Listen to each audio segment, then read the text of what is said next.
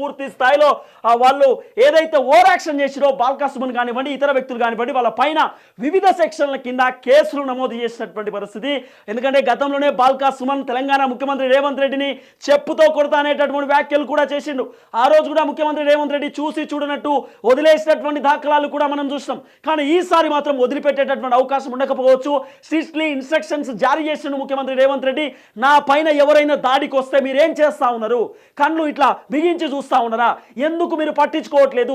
20 మందిని ఆపలేకపోయారే, ఏం చేస్తా ఉన్నారని చెప్పి సెక్యూరిటీ పైన రేవంత్ రెడ్డి పూర్తి స్థాయిలో ఫైర్ అయింది అనేటటువంటి చర్చలు వినబడుతున్న పరిస్థితి. మొత్తానికి ఇదంతా కూడా అంటే బాల్కా సుమన్ అనేటటువంటి వ్యక్తి పోచారం శ్రీనివాస్ రెడ్డి ఆయన కాంగ్రెస్ పార్టీలోకి జాయిన్ అవుతున్నాడు. ఎట్టి పరిస్థితుల్లో జాయిన్ కాకుండా అడ్డుకోండి, ముఖ్యమంత్రి రేవంత్ రెడ్డికి నిరసన సెగ తలగాలంటూ కూడా కేసీఆర్ ఇద్దరు కూడా బాల్కా సుమన్కి ఇన్స్ట్రక్షన్స్ జారీ చేసిరనేటటువంటి కోణాలు కూడా వినబడుతున్నటువంటి పరిస్థితి.